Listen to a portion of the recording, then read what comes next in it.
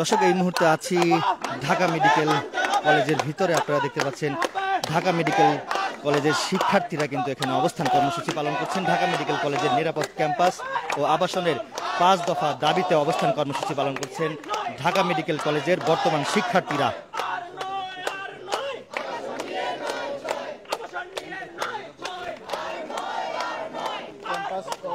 আমরা আপনাদেরকে দেখানোর চেষ্টা করছি, স্লোগান দিচ্ছে ঢাকা মেডিকেল কলেজের শিক্ষার্থীবৃন্দরা।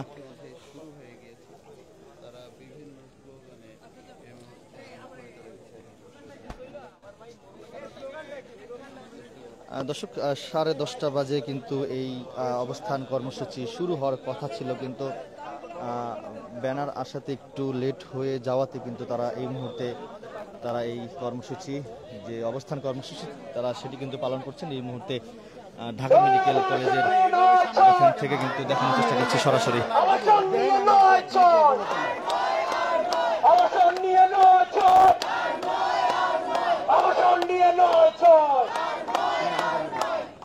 সাংবাদিক ভাই বোন এবং আমাদের এই জায়গায় উপস্থিত যারা আছেন তারা সবাই জানেন যে আমাদের এই ঢাকা মেডিকেল কলেজ, যে মেডিকেল কলেজকে বলা হয় দেশ সেরা মেডিকেল কলেজ, এই দেশ সেরা মেডিকেল কলেজে আবাসন ব্যবস্থা কি দুরবস্থা আপনারা জানেন। আমাদের কনসার্ভেটিভ হল থেকে শুরু করে মেয়েদের আলিম হল, প্রত্যেকটা হলে ছাদ ভেঙে পড়ছে, পিয়ার ভেঙে পড়ছে। এই ধরনের প্রহসন, এই ধরনের অনিরাপত্তা নিয়ে আমরা এই জায়গায় থাকতে চাই না। আমাদের দাবি সমূহ সম্পর্কে আপনাদেরকে জানানোর জন্য অনুরোধ জানাচ্ছি তানভীর ভাইকে। এখানে মাঝখানে ঢুকে আরো দুজন ধরা লাগবে।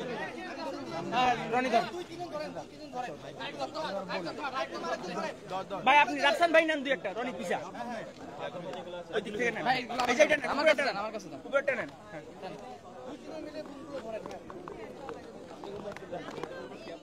সবগুলো হবে না, সবগুলো একদম দিতে পারবেন না। ওইখান থেকে নেই। আমি বলি, আপনি হলো 5 দফা সম্বন্ধে ফার্স্টে জানান যে ব্যাপারটা হলো কি, কাহিনীটা কেন, তারপরে 5 দফা বল। আপনি ধরেন এক কাজ করেন, মানে কাহিনীটা আপনি ই করেন, তারপরে আমরা ধরেন 5 দফা বলে দিচ্ছি। ওকে, তো আজকের অবস্থান কর্মসূচিতে মেয়েদেরকে এই নাবিল, মেয়েদেরকে সামনে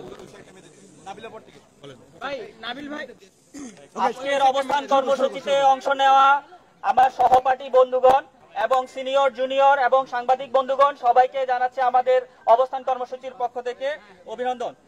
আচ্ছা, আজকে আমাদের এই অবস্থান কর্মসূচির পেছনের কারণ যদি আপনাদেরকে বলি, আমরা আজকে ঐতিহ্যবাহী ঢাকা মেডিকেল কলেজের সকল শিক্ষার্থী এখানে একমত হয়ে অবস্থান করছি এই জন্য যে আমরা আসলে নিরাপদে নেই। আমরা আমাদের প্রত্যেকটা আবাসিক হল এবং কলেজ ক্যাম্পাসের কলেজ বিল্ডিং এগুলো এক একটা মৃত্যুপুরীতে পরিণত হয়েছে। প্রত্যেকদিন এখানে ভবনের ছাদ থেকে কয়েক মন ওজনের দেখা যায় পলস্তরা খসে পড়তেছে। এমনও হতে পারে যে কোনো মুহূর্তে এখানে প্রাণনাশের ভূমিকা আছে। এখানে দেখা যায় প্রত্যেকদিন রাতে প্রত্যেকটা শিক্ষার্থী অনিশ্চয়তার মাধ্যমে রাত কাটায়। তারা আসলে মধ্যে সকাল পর্যন্ত সে বেঁচে থাকবে কিনা এটার কোনো নিশ্চয়তা নাই। আমাদের এই যে আন্দোলন, এটা বিগত 28 তারিখ থেকে চলমান আছে। আমরা প্রত্যেকটা শিক্ষার্থী আমাদের রানিং ব্যাচের যত ব্যাচ আছে সব ব্যাচ হচ্ছে এই দাবির সাথে সম্পূর্ণরূপে একমত। আমরা চাই আমাদের নিরাপদ আবাসন। ইতোমধ্যে আমাদের সবচেয়ে জুনিয়র যে ব্যাচ K82 সারা বাংলাদেশে যখন উৎসাহ উদ্দীপনার মাধ্যমে ওরিয়েন্টেশন প্রোগ্রাম পরিচালিত হয়েছে, তারা তাদের সাহসিক ভূমিকা রেখে আমাদের আন্দোলনের সাথে একাত্মতা পোষণ করেছে। তারা তাদের ওরিয়েন্টেশন প্রোগ্রাম বয়কট করেছে এবং তাদের এই ধরনের সাহসিক ভূমিকার কারণে আমরা তাদেরকে সাধুবাদ জানাই। সাথে সাথে আমাদের প্রত্যেকটা ব্যাচ তাদের পরীক্ষা, ওয়ার্ড, ক্লাস সবকিছু বয়কট করে আজকের এই অবস্থান কর্মসূচিতে অবস্থান নিয়েছে। হ্যাঁ, জানাচ্ছি। আমরা ঢাকা মেডিকেল কলেজের প্রত্যেকটা শিক্ষার্থী শহীদ ডাক্তার ফজলে রাব্বি হলে অবস্থানরত প্রত্যেকটা শিক্ষার্থী, শহীদ ডাক্তার আলিম হলে অবস্থানরত প্রত্যেকজন ছাত্রী এবং ক্লাস করতে আসা আমাদের দাবির সাথে একমত। আমরা আমাদের 5 দফা দাবি আমাদের কলেজ কর্তৃপক্ষকে এর আগেও জানিয়েছি। আমাদের কলেজ প্রশাসন আমাদের দাবির সাথে সম্পূর্ণরূপে একমত, কিন্তু ঊর্ধ্বতন মহলের দীর্ঘসূত্রতা এবং ঊর্ধ্বতন মহলের 9-6 আমাদেরকে হতাশ করছে। আমাদের এই যে 5 দফা দাবিগুলো হচ্ছে, ছাত্রাবাস এবং ছাত্রীনিবাসের জন্য দ্রুত সময়ের মাঝে বাজেট পাস করতে হবে।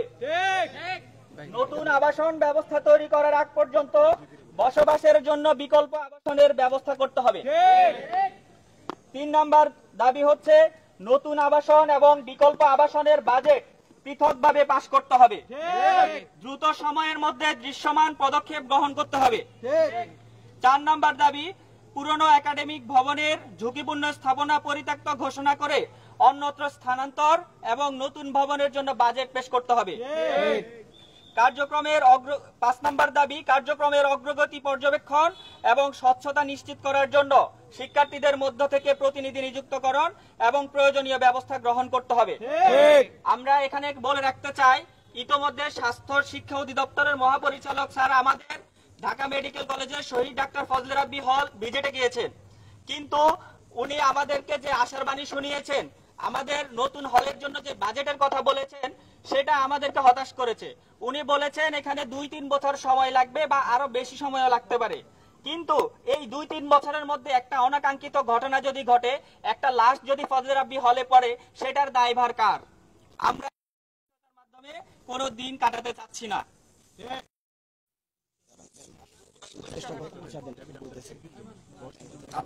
এই মুহূর্তে বাকি কথা বলবে K79 ব্যাচের নোমান।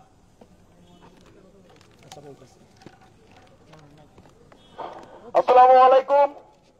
আপনারা আমাদের দাবির কথা শুনেছেন, 5 দফা দাবি, যার মধ্যে আছে নতুন আবাসন, আর নতুন আবাসনের মধ্যে ইন্টারিম একটা বিকল্প আবাসন, এবং এই 2 আবাসনের বাজেট এবং আমাদের মধ্য থেকে ছাত্র প্রতিনিধি নির্বাচন থেকে শুরু করে একদম পরিচ্ছন্ন একটা প্রকল্প। আমরা আমাদের এই দাবি সমূহ সম্পর্কে জানিয়েছি সেই 2 সপ্তাহ 3 সপ্তাহ আগে থেকেই। পর্যন্ত আমাদের জুনিয়রতম ব্যাচ 82তম ব্যাচ ওরিয়েন্টেশন বয়কট করেছে, ততক্ষণ পর্যন্ত কারোই টনক নড়েনি। 82তম ব্যাচকে সাধুবাদ জানাই আমাদের এই দাবির সাথে সম্পূর্ণ রূপে একমত হয়ে ওরিয়েন্টেশন বয়কট করার জন্য। তাদের স্বপ্ন, তাদের 13 বছরের পুঞ্জীভূত স্বপ্ন, তাদের বাবা মার স্বপ্ন ছিল এই জায়গায় ওরিয়েন্টেশনে নিজের সন্তানকে দেখা, শপথ পাঠ করা, কিন্তু তারা নিরাপদ আবাসনের জন্য তা বয়কট করেছে। কিন্তু দুঃখের বিষয়, 82তম ব্যাচ জুনিয়রতম ব্যাচ এখন পর্যন্ত তা না রেখে যে ভূমিকা পালন করেছে, আমাদের স্বাস্থ্যের কাণ্ডারি, আমাদের স্বাস্থ্য ব্যবস্থা যার হাতে এখন, তিনি এখনো আমাদের এই হল ভিজিটে আসলেন না। আমাদের ঈদের আগে অ্যানাটমি ডিপার্টমেন্টে বসে পড়েছিল ছাদ, সেইটা দেখতেও তিনি আসলেন না। যদি কোনদিন কোন অনাকাঙ্ক্ষিত দুর্ঘটনা ঘটে যায়,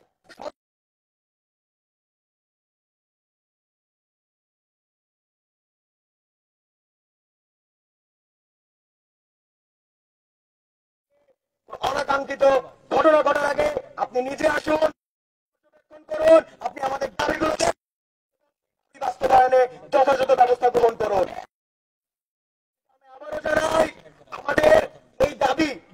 আমাদের এই দাবি সর্বস্তরের স্টুডেন্ট, সর্বস্তরের শিক্ষক, সবার জন্য সবাই আমাদের এই দাবির সাথে একমত। শিক্ষক থেকে চিকিৎসক সবাই আমাদের এই দাবির সাথে একমত, আমাদের প্রিন্সিপাল, ভাইস প্রিন্সিপাল স্যার সকলেই একমত। কিন্তু সময় কেবল হচ্ছে, বলা হচ্ছে বাজেট পাস একটি লং টার্ম প্রসেস, এটা তো সময় লাগবে, কিন্তু যেই অবস্থা আমাদের ভবনের, যেভাবে খসে পড়ছে ছাদ, এইভাবে বেশি দিন থাকা যায় না। তাই দ্রুততম সময় এবং নতুন ভবনের জন্য বাজেট পাস করতে হবে, এবং যতদিন না পর্যন্ত বিকল্প আবাসনের ব্যবস্থা হচ্ছে এবং নতুন ভবনের জন্য বাজেট পাস হচ্ছে, আমাদের আন্দোলন চলবে। আমাদের টাকা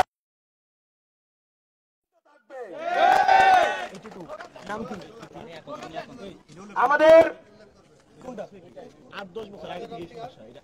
আচ্ছা, আপনাদের কোনো প্রশ্ন থাকলে করতে পারেন। এবং আমি আপনাদের অবগতির জন্য জানাচ্ছি, এই সমস্যা আজকের নয়, 1 মাসের নয়, সে বিগত সরকারের আমল থেকেই চলছে, 8 থেকে 10 বছর যাবতই চলছে। আমরা তখনও জানিয়েছি, এখনো জানাচ্ছি, কিন্তু কোনো অগ্রগতি নেই। যেহেতু ভবনের অবস্থা বেশি খারাপ হয়ে যাচ্ছে, এখন আর থাকার যোগ্যতা রাখেনি সেই ভবন, এবং 4 তলা অলরেডি 7 মাস আগে পরিত্যক্ত ঘোষণা করা হয়েছে। হ্যাঁ, আমাদের এই অবস্থান শুধু আজকের অবস্থান শুধু আমাদের দাবি জানানো শেষ একটা মিছিলের মাধ্যমে আপনাদেরকে বিদায় দেওয়ার মাধ্যমে শেষ হবে, কিন্তু আমাদের আন্দোলন চলমান থাকবে। বন্ধ থাকবে যতদিন না পর্যন্ত বিকল্প আবাসনের ব্যবস্থা হচ্ছে এবং নতুন ভবনের জন্য বাজেট পাস হচ্ছে। আচ্ছা, এখন আমাদের মাঝে রনি আকন্দ উপস্থিত আছে, আমি তাকে কিছু বলার জন্য অনুরোধ করছি। সে আমাদের জুনিয়রতম ব্যাচ। আসসালামু আলাইকুম ওয়া রাহমাতুল্লাহ। আমি মোহাম্মদ রনি আকন্দ, KT2 ব্যাচ। আমাদের চলমান আবাসন সংকটের সমাধানে আমাদের সিনিয়রদের যেই দাবিগুলো রয়েছে সেই দাবিগুলোর সাথে সংহতি প্রকাশ করে আমরা KT2 ব্যাচ আমরা ওরিয়েন্টেশন বয়কট করেছি। এই ওরিয়েন্টেশন বয়কটের মাধ্যমে আমরা কলেজ কর্তৃপক্ষের কাছে আমরা প্রকাশ করতে চাই যে আমরা সিনিয়রদের সাথে এক ঐকমত্য পোষণ করছি ওরিয়েন্টেশন বয়কট করার মাধ্যমে। আচ্ছা।